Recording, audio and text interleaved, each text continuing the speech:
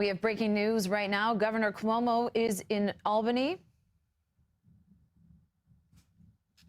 and he is giving an update on the coronavirus. A second patient has now tested positive in New York State. Let's take a listen in.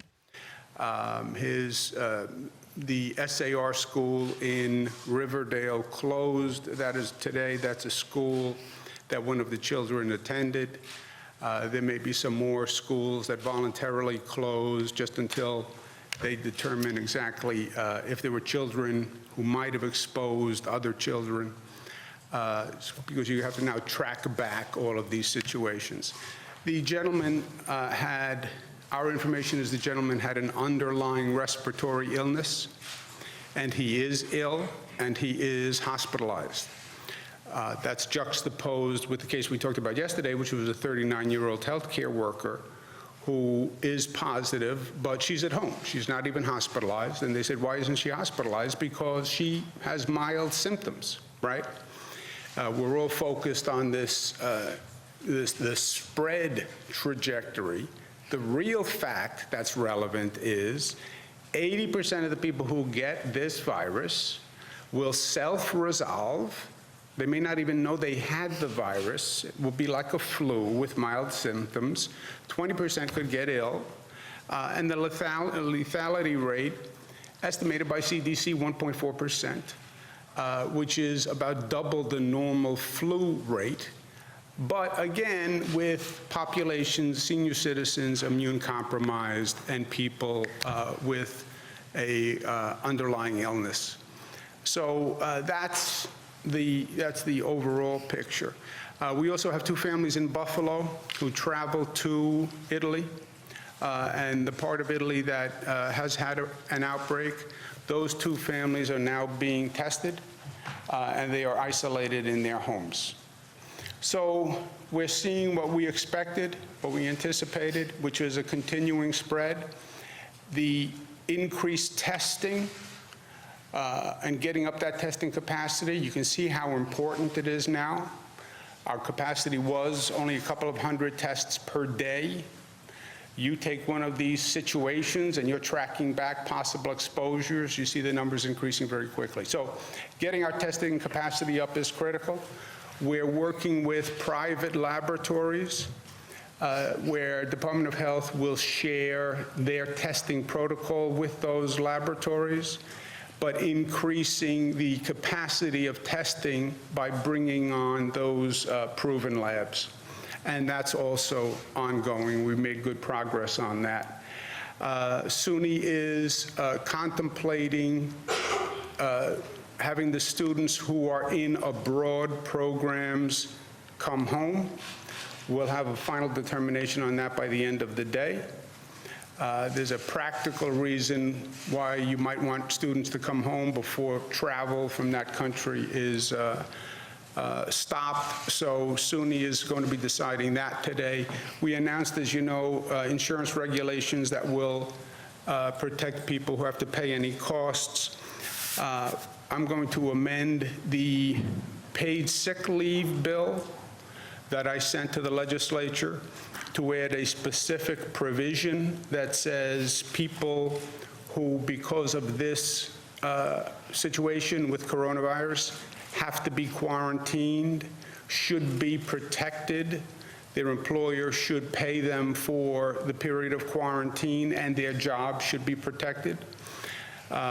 And I'm going to make that amendment to the paid sick leave bill that I sent up.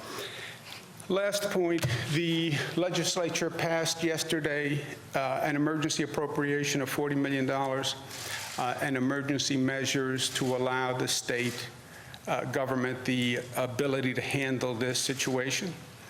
I think, first, as a piece of legislation, it was critical. These quarantines, when we say someone has to be quarantined or we have to set up a congregate quarantine facility, you need the legal authority to do that. You know, you can't just say, people, it's a voluntary quarantine.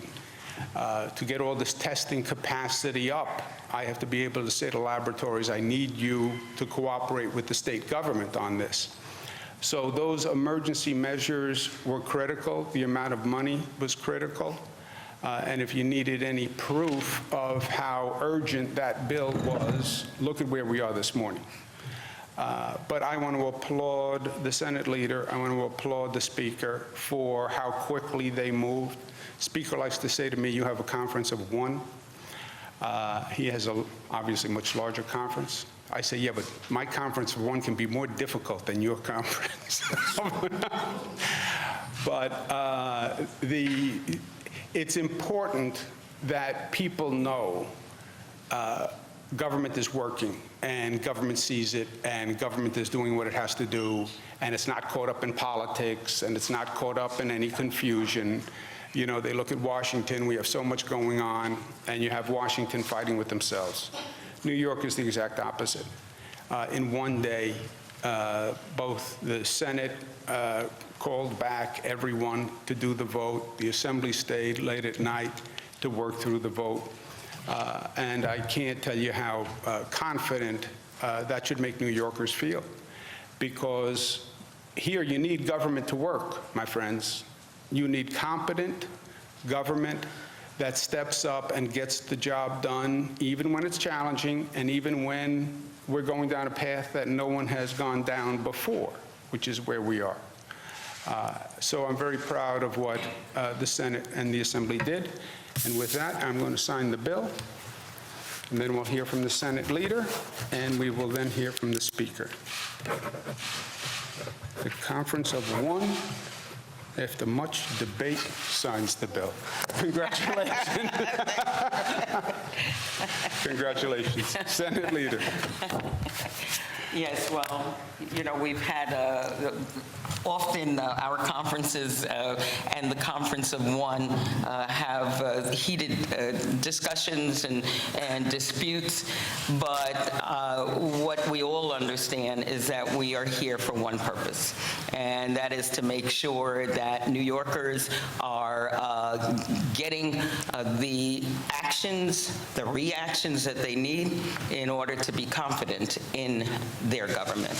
And so despite any of what might happen, because each of us have the same focus, the right things happened.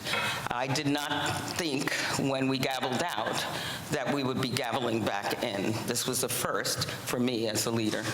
But given the facts, given the circumstances, that was the right thing to do.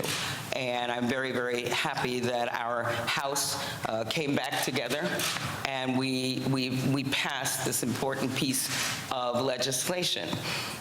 Little did I know that this morning I would wake up to find that in the county I live in the city I represent, there is an active case. I had to tell that to my daughter on her way to work at a hospital. And because of our actions, I was able to tell her with confidence that we are preparing to step up, to lead. We have amazing health professionals. You know, you see Dr. Zucker here. And again, a group that can come together quickly and just stay focused on what's right. So I'm thank you, Governor, for your quick action, and of course to my colleague, Speaker Hastings, who is always willing to, he really does have a, I have a big conference, but his is even bigger. But the fact is that size doesn't matter in this instance. Yeah, I figured I'd wake you guys up. But and with that, thank you, Governor. I'll turn it back. A comment about the governor with the Conference of One. I was going to say sometimes I don't know which one I'm going to side with. The Conference of One. But I think one of the takeaways that should be from the swift action is that I think in coordination and and the briefing by Commissioner Zucker, Dr. Zucker.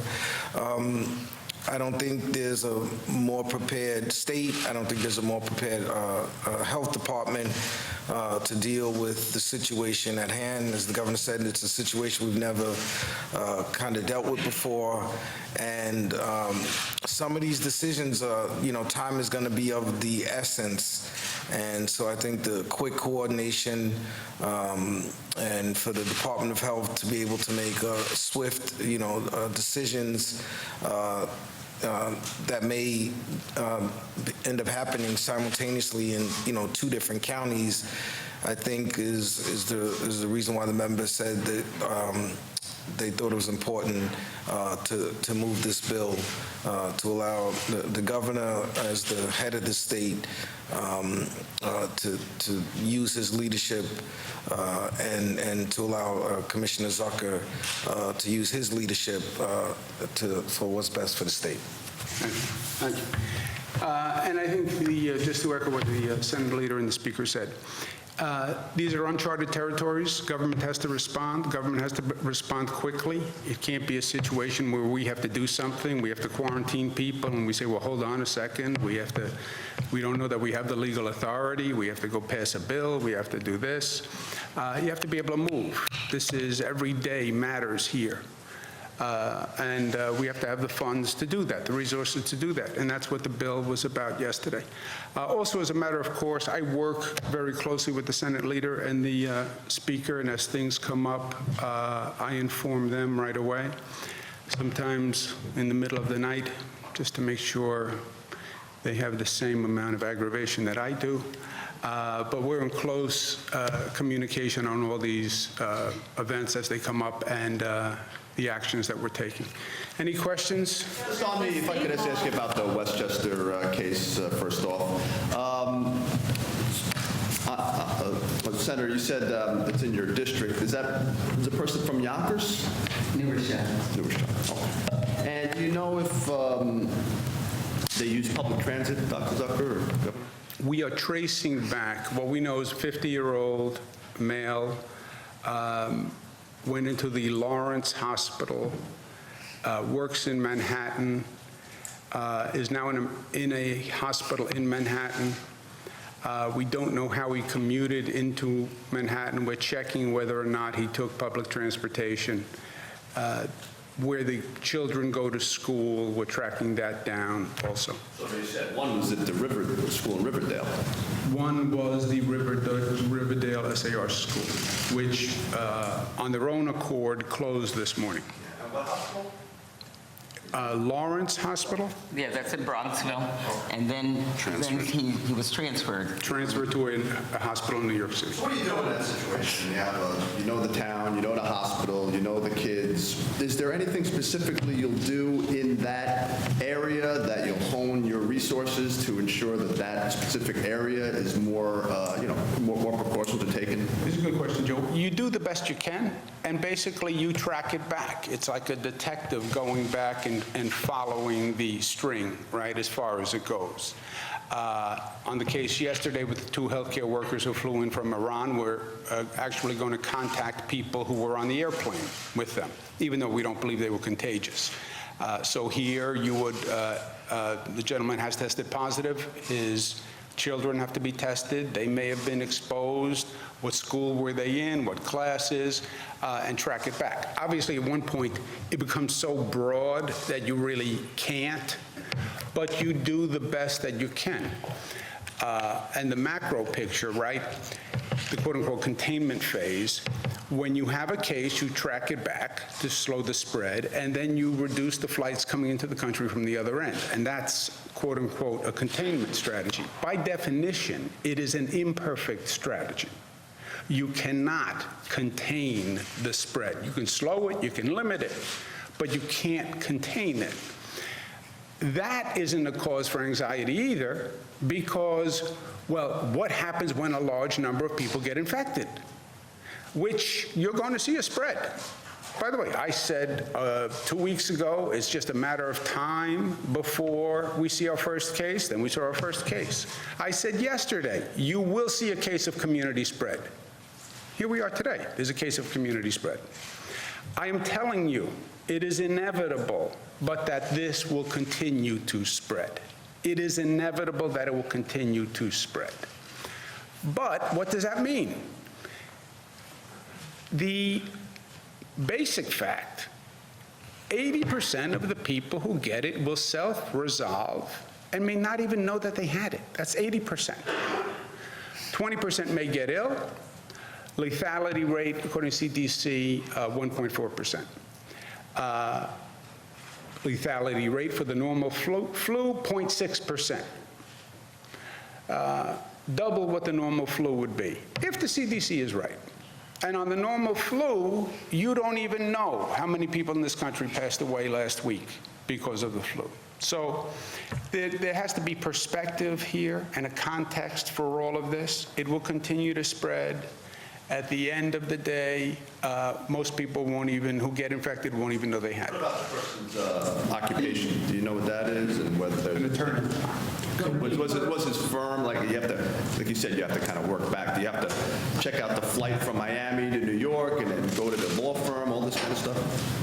Everything gets checked out. This is epidemiology practice. We will we'll trace all the individuals that we can he was exposed to. And do we know, how many children does this person have? Do they all go to the same school?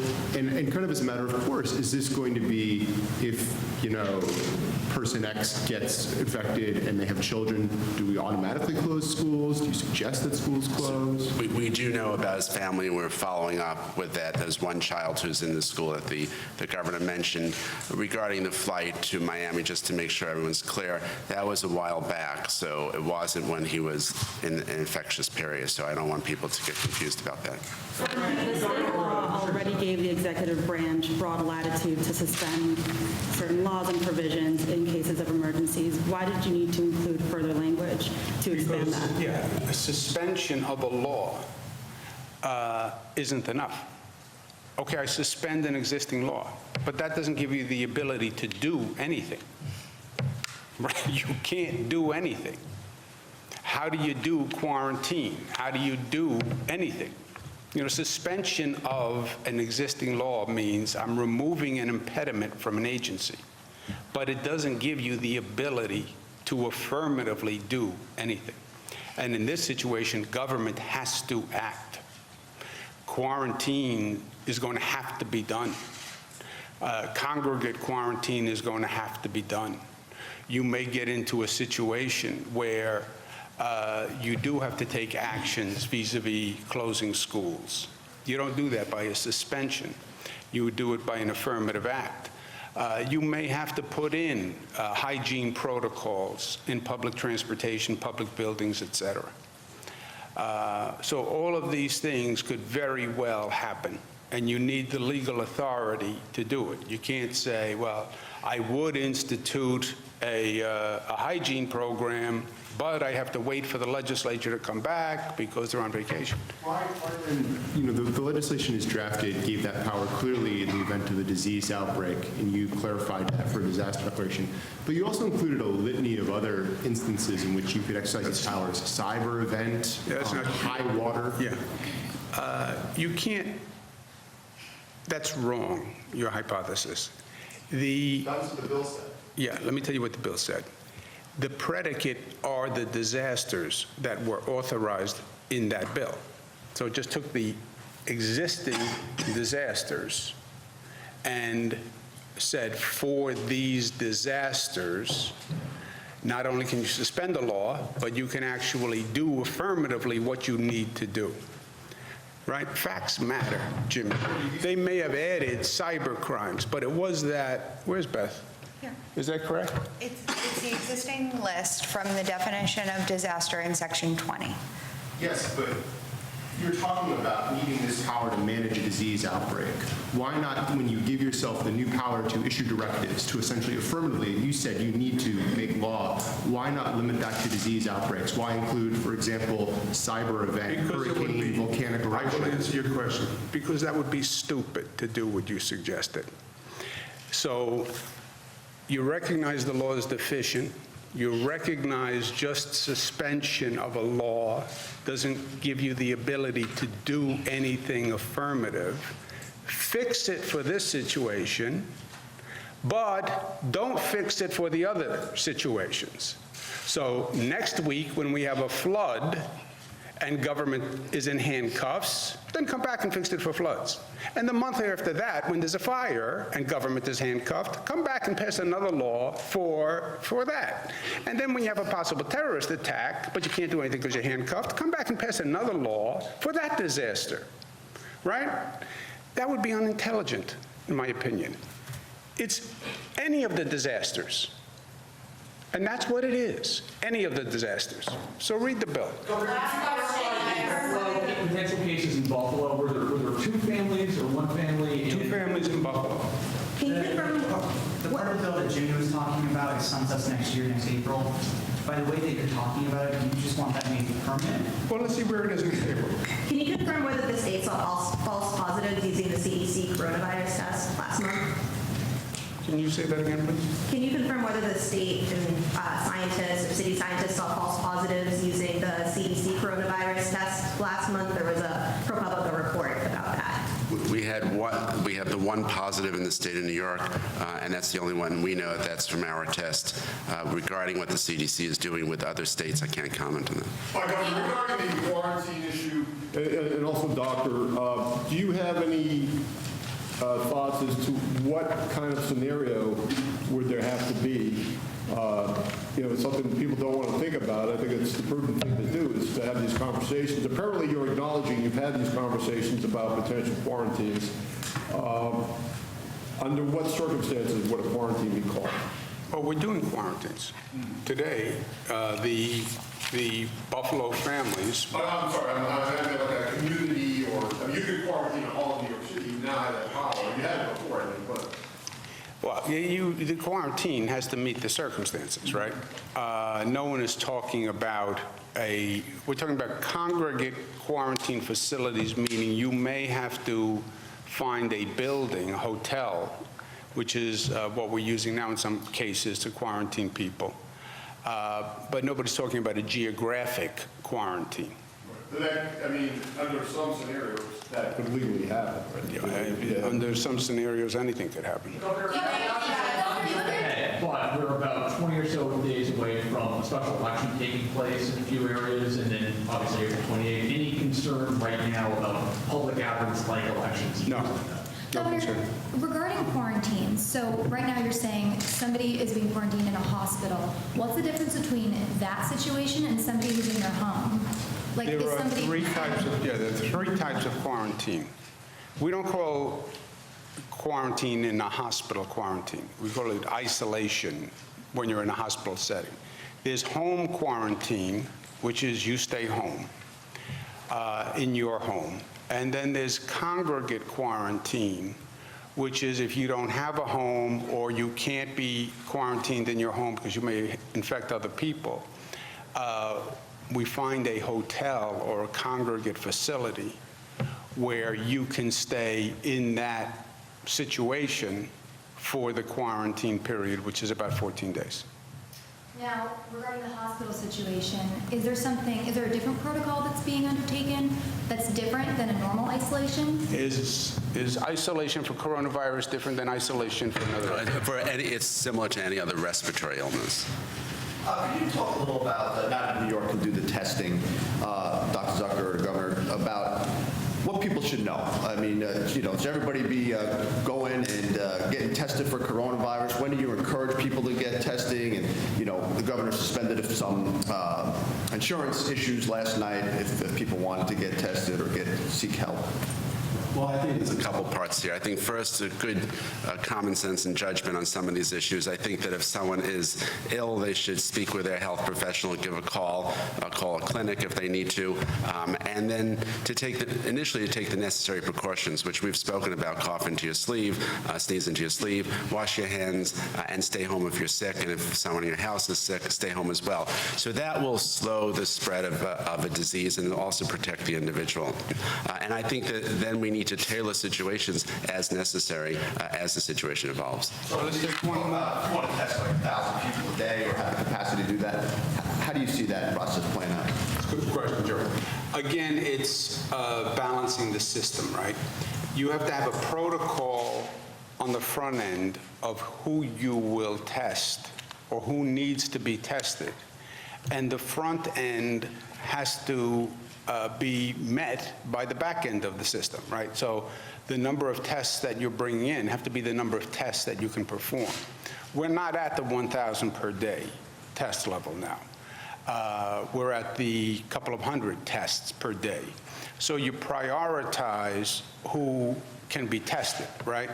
You'll have a lot of people, especially if in this situation where I think you have heightened anxiety that is not factually based. But you have heightened anxiety. People say, oh, I want to be tested just in case, just in case. Well, you don't have the capacity to test everybody just in case. So there'll be a protocol that the Department of Health sets up that says, we will test you if this, if you went to a place, if we tested you for flu and it didn't come back, et cetera. But the number of people you test has to meet your capacity. So you adjust the initial protocol along with your capacity. But you can see how quickly the numbers multiply, your point before. But you're right, everybody's going to show up at the doctor's. Yes, yes. And that's why the Department of Health sets a protocol on what people are prioritized to get tested. You know, well, I'm an anxious personality and I just want to be tested. Yeah, but we can't just test all anxious personalities, and that's the protocol to the front. And that's what we're working on to make sure you don't end up testing every worried well that's out there. Let's take one more. Can you provide any details on how the funding would be allocated? The funding is allocated for need. So we're talking now about buying additional masks, buying additional test kits for these private labs that will conduct the tests. They need the agents that allow you to do the test. Quarantine facilities cost money. We're going to use a hotel for quarantine. Okay, that's money. Additional staff, et cetera. So it's for priority needs as they develop. I want to thank again the Senate leader and the speaker for a phenomenal job yesterday, and especially in light of today, you can see why it's so important that people have confidence that the situation in the state of New York is under control, and they should feel that, and they saw that yesterday, thanks to your good work. Thank you.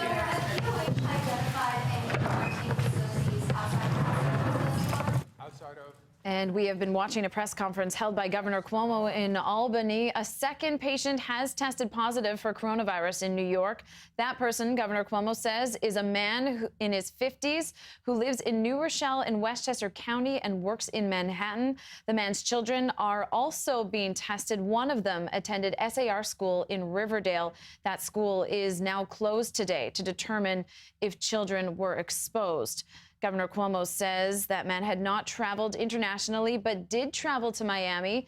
He has an underlying respiratory condition and remains hospitalized in a New York City hospital in serious condition. Officials say his results were confirmed within several hours on the first day of testing by the New York City Public Health Laboratory. This is now the second confirmed case in New York. Yesterday, it was confirmed a 39-year-old woman tested positive for the virus. She had recently traveled to Iran with her husband, who is now also being evaluated. Governor Cuomo also said 2 families in Buffalo who traveled to Italy are being tested and are currently isolated in their homes. And authorities say they expect there will be community spread and are encouraging everyone to wash their hands, but again, not to panic. We'll have more on this continuing coverage throughout the day here on CBSN New York.